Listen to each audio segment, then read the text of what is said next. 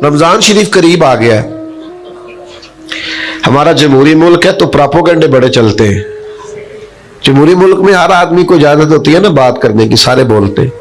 तब कुछ सालों से तरावियों के खिलाफ भी प्रोपेगेंडा है, तो करते हैं लोग प्रोपेगेंडा। और खुदा के बंदे, तरावी मेरे नबी करीम ने पढ़ी है, जनाब उमर ने बाकायदा पढ़ाई है, उम्मत का तरीका है, इस पर इजमा है। खुदा से डरो।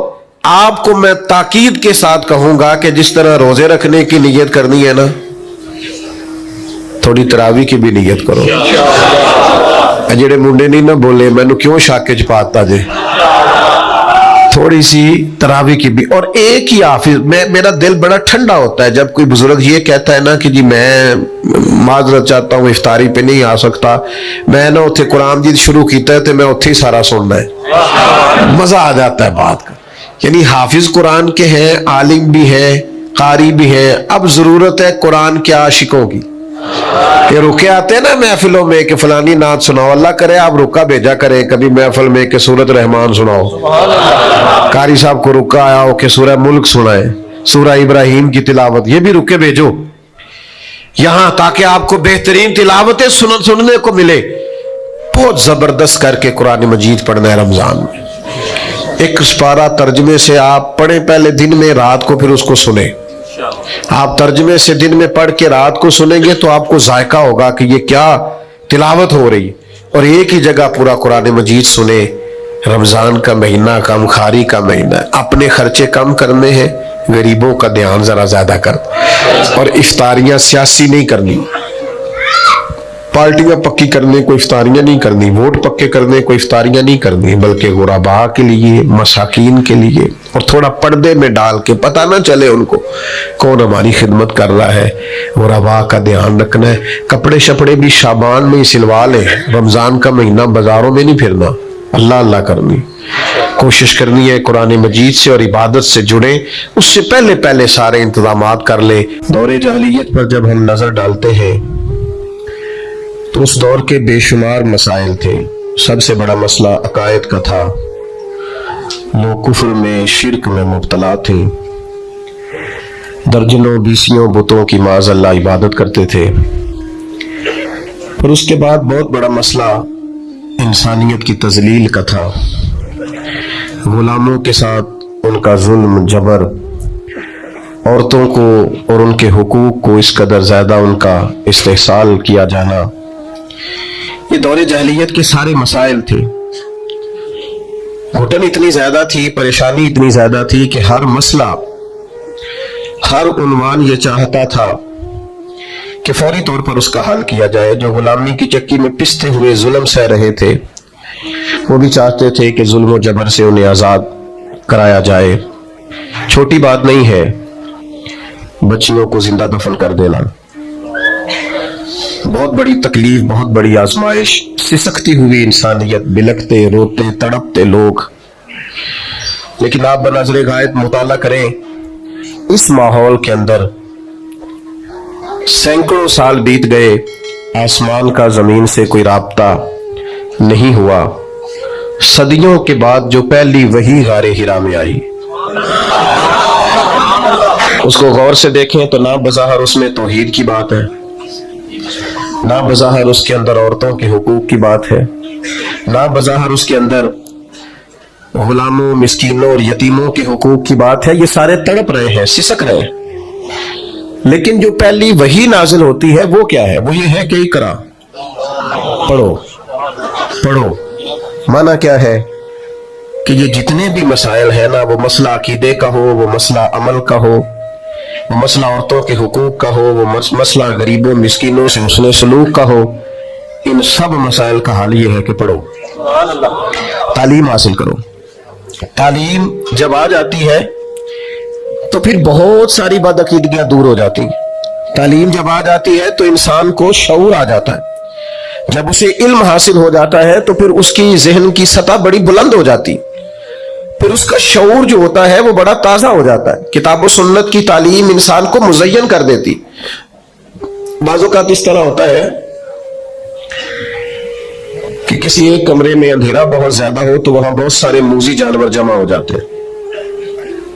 یعنی سانپ بھی آ گیا, بچھو بھی آ گیا, چھپکلیاں بھی آ گئی, کھٹمل بھی آ گئے. اب اگر اس اندھیرے میں آپ ان سب جانوروں کو مارنا چاہیں تو چونکہ اندھیرا بہت زیادہ ہے آپ مار نہیں سکتے, ہو سکتا ہے وہ آپ کو تکلیف دے, ڈس لے. آپ کسی ایک کو مارنے کی کوشش کریں, دوسرا آپ کے ہاتھ پہ ڈنگ مار دے. تو بہت سارے جانور جمع ہیں اور سبھی موذی جانوروں کو تلف کرنا ضروری ہے. تو آپ اندھیرے میں اگر ان کو ماریں گے تو ٹامک ٹینگے ہی ماریں گے, وہ مریں گے نہیں. اس کا سب سے بہترین حل یہ ہے کہ آپ اس کمرے میں اجالا کر دیں. آپ لائٹ آن کریں, وہ خود بخود بھاگ جائیں گے سارے سارے. ہمارے زمانے میں بڑے مسئلے, جہالت بہت بڑا مسئلہ ہے, ظلم بہت بڑا مسئلہ ہے, سرمایہ داری اور سرمایہ داروں کا مخصوص ذہن یہ بہت بڑا مسئلہ ہے. سیاست کے پیچ و تاب میں بددیانتیوں کی ہولناک داستانیں بہت بڑا مسئلہ ہے. لیکن ان سارے مسائل کا ایک ہی حل ہے کہ قرآن و سنت کے علم کا اجالا کر دیا جائے, روشنی کر دی جائے, اس کے اندر حسن پیدا کر دیا جائے, وہ خوبصورتی پیدا کر دی جائے. حضور نے کیا کیا؟ نبی کریم علیہ السلام نے تعلیم ہی تو دی ہے. حضور نے ان لوگوں کو سمجھایا ہی تو ہے. نبی پاک علیہ السلام نے انہیں بتایا کہ اللہ کے سوا کوئی عبادت کے لائق نہیں, اور بار بار تنبیہ فرمائی, مختلف زاویوں سے سمجھایا, مختلف انداز سے سمجھایا. کچھ صحابہ مختلف علاقوں کے سفر پہ گئے تو واپس آن کر کے انہوں نے عرض کیا کہ یا رسول اللہ صلی اللہ تعالی علیہ وسلم, وہاں ہم نے لوگوں کو اپنے سرداروں کو سجدے کرتے دیکھا ہے. تو حضور آپ تو پھر ساری کائنات کے بڑے سردار ہیں, تو ہمارا بڑا دل کرتا ہے. تو اللہ کے حبیب نے کیا فرمایا؟ فرمایا سجدہ سوائے رب کے کسی کو جائز نہیں ہے. حضور نے تاکید کر دی, ان کو علم دے دیا, ان کا شعور بلند ہو گیا, وسعت قلبی حاصل ہو گئی. آپ یقین کریں یہ عقیدہ توحید آدمی کو اتنا طاقتور کر دیتا ہے, اتنا طاقتور کر دیتا ہے کہ بڑے بڑے بت ایک جملے سے پاش پاش ہو جاتے ہیں. حضرت حبیب بن زید انصاری رضی اللہ تعالیٰ عنہ جب مسلمہ کذاب کے دربار میں گئے تھے تو وہاں کا اصول تھا جو آتا تھا جھکتا تھا. لیکن جب آپ پہنچے ہیں تو جتنے لوگ دربار میں موجود تھے سب سے کم قیمت کا لباس آپ کا تھا, سب سے سادہ انداز آپ کا تھا, سب سے سادہ قسم کے گھوڑے سے آپ اترے تھے. لیکن چونکہ جو جاتا تھا جھکتا تھا, حضرت حبیب بن زید انصاری اترے, نیزہ زمین پہ رکھا, اپنے رب کا نام لے کے جب انہوں نے گردن اٹھائی تو کچھ لوگوں نے مطالبہ کیا کہ یہاں تو جھکنے کا مزاج ہے. فرمایا ہم صرف رب کے سامنے جھکتے ہیں, یہ محمد عربی کی تعلیم کا نتیجہ ہے. میرے پاس ایک ہی سجدہ تھا, نہ یہاں کیا نہ وہاں کیا, ہم محض اللہ کے سامنے جھکتے, ہمارا یہ مزاج ہے.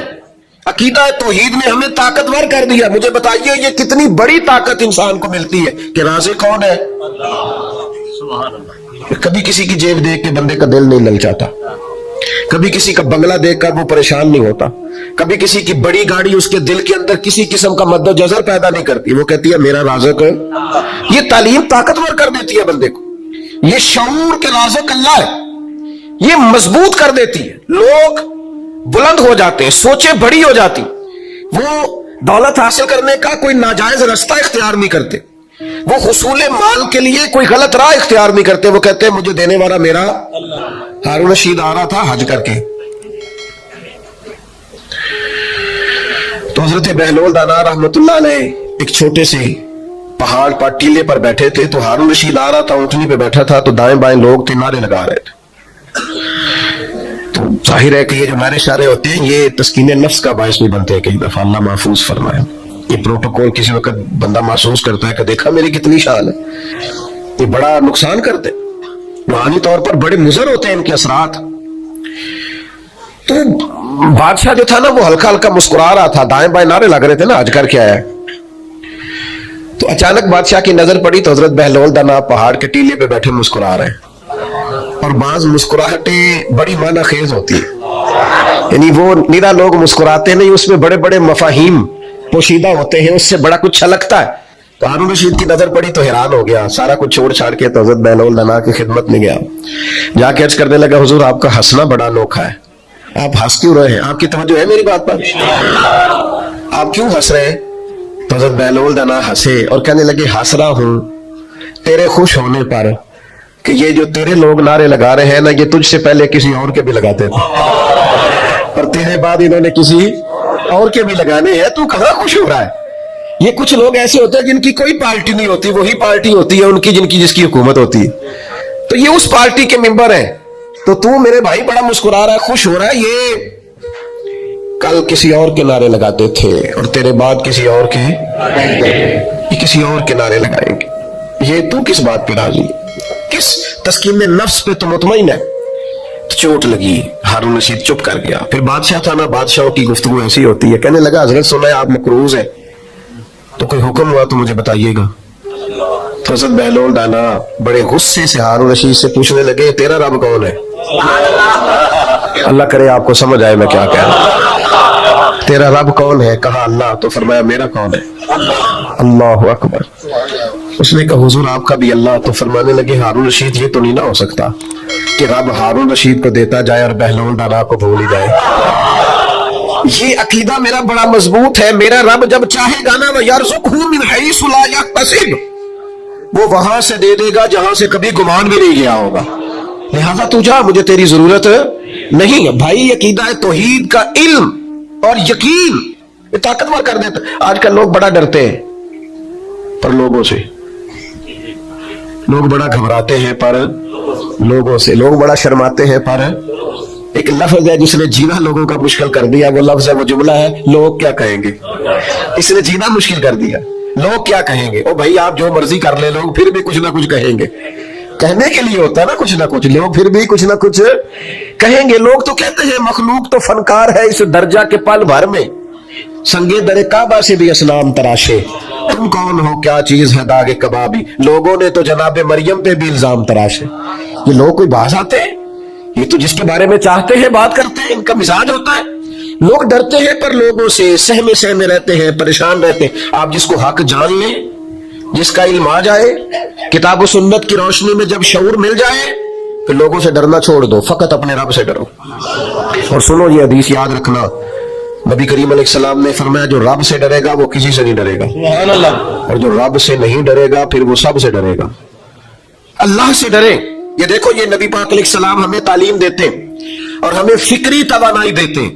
حضور ہمیں روحانی طور پر مضبوط فرماتے. حضرت عبداللہ ابن عباس رضی اللہ تعالیٰ عنہ کو حضور نے فرمایا اے عبداللہ, اے میرے بیٹے, ایک بات یاد رکھنا, ساری دنیا مل کے بھی تیرا کچھ بگاڑنا چاہے, بگاڑ نہیں سکتی جب تک رب کی حکمت نہ ہو.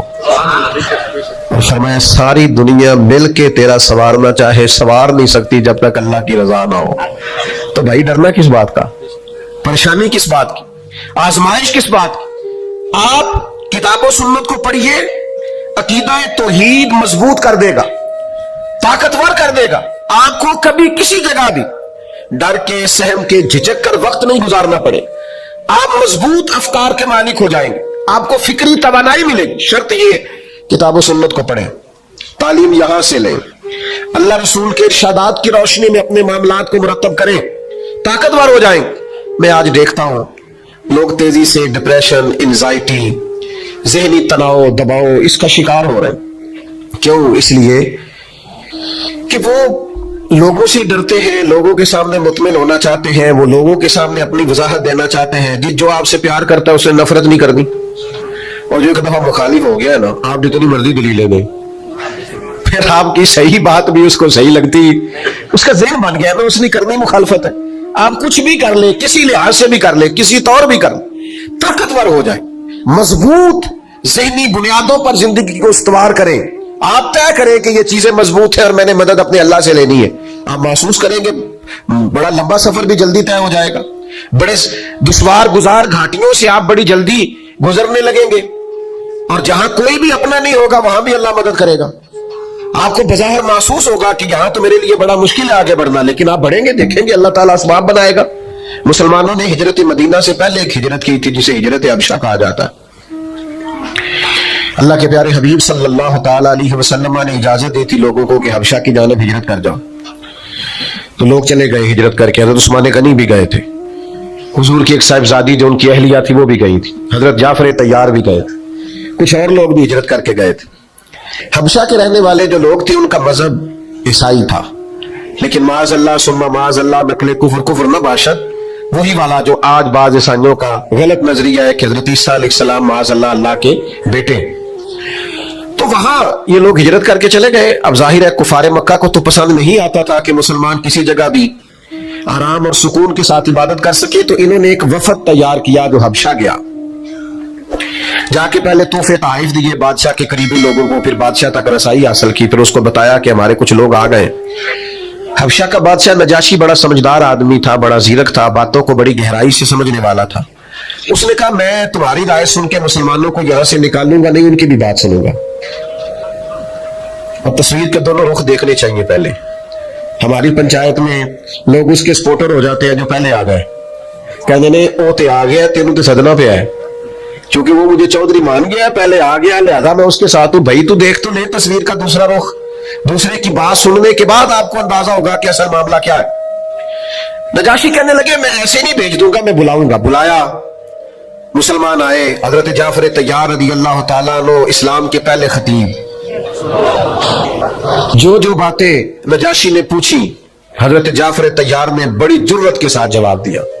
بلکہ وہی کچھ کہا جو آج کل میلاد پہ ہمارا خطیب نہیں کہتا, ہمارے مبلغین نہیں کہتے کہ بادشاہ ہم تو گلے کاٹتے تھے, ہم تو ایک دوسرے سے لڑتے تھے, بیٹیوں کے اوپر ظلم کرتے تھے. یہ تو مدینے والے محبوب آئے کہ انہوں نے آ کے ہمیں بتایا ہے کہ اصل انسانیت کیا ہے, طرز زندگی کیا ہے. یہ ساری باتیں بیان کی. نجاشی بڑا خوش ہوا, مسلمانوں کو بھیج دیا. کافروں نے ایک اور چال چلی, ذرا زیادہ غور کرنا کیا کہنے لگا. ملک ان کا ہے, عقیدہ ان کا ہے. حضرت جعفر طیار رضی اللہ تعالیٰ عنہ غیر کے ملک میں بلایا, جناب جعفر طیار آئے, دوبارہ بلایا. سازش کی کفار نے, کہنے لگے آپ کو پتہ ہے یہ حضرت عیسیٰ علیہ السلام کو معاذ اللہ اللہ کا بیٹا نہیں مانتے, پتہ ہے آپ کو. اس کو کہتے ہیں مذہبی کارڈ کھیلنا, ایموشنل کرنا. اس کو کہتے ہیں اس طرح کا ماحول بنانا کہ سامنے والا اشتعال میں آئے.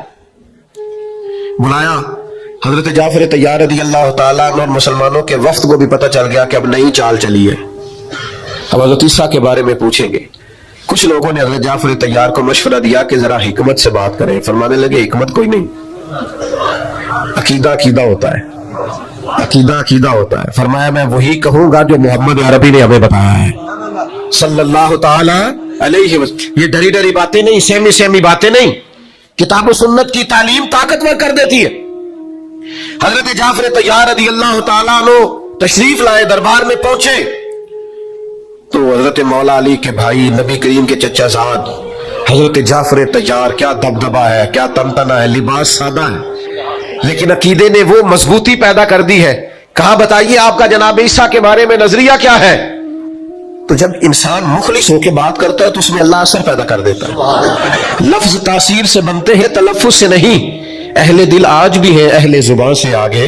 کچھ لوگ ایسے ہوتے ہیں جو اتنی گہرائی سے بات کرتے ہیں کہ سنا ہے بولے تو باتوں سے پھول جھڑتے ہیں. اگر یہ بات ہے تو چلو بات کر کے دیکھتے ہیں. کیا حسن ہے, کیا گفتگو ہے جناب جعفر طیار کی, کیا ولولہ ہے, کیا انداز ہے. بادشاہ نے کہا آپ کا عقیدہ جناب عیسیٰ علیہ السلام کے بارے میں کیا ہے. تو یہ کتاب و سنت کا شعور انسان کو اس طرح کا طاقتور بناتا ہے. حضرت جعفر طیار رضی اللہ تعالیٰ عنہ فرمانے لگے عقیدہ وہی ہے جو اللہ کے قرآن نے بیان کیا ہے اور مدینے والے کے فرمان نے بیان کیا. کہا کیا عقیدہ ہے. فرمایا ہمارا عقیدہ یہ ہے کہ حضرت عیسیٰ علیہ السلام اللہ کے بندے اور رسول ہیں, جو کنواری پاک مریم کے بطن اقدس سے بغیر باپ کے اللہ کے حکم سے پیدا ہوئے. بڑے بڑے مذہبی پیشوا بیٹھے تھے جو سارا دن لوگوں کو بتاتے تھے کہ معاذ اللہ حضرت عیسیٰ اللہ کے بیٹے. ایک عجیب سی خاموشی چھا گئی, ایک عجیب سا ماحول بن گیا کہ جو ملک پورے کا عقیدہ یہ تھا, اس میں ایک شخص کی آواز حق گونجی اور یہ رویہ. اب بولتا کوئی کیسے, سب کا خیال تھا کہ بادشاہ سلامت اس پر تبصرہ کرے. تو بادشاہ نے زمین سے ایک تنکا اٹھایا اور کہنے لگا میں نے بھی تورات پڑھی ہے, میں نے بھی انجیل کا مطالعہ کیا ہے, میں بھی آسمانی کتب کا جاننے والا ہوں, میں نے بھی صحائف دیکھے ہیں. کہنے لگا جو حضرت جعفر طیار نے جناب عیسیٰ کے بارے میں کہا ہے, نہ وہ اس سے ایک تنکا زیادہ ہے نہ ایک تنکا کم ہے.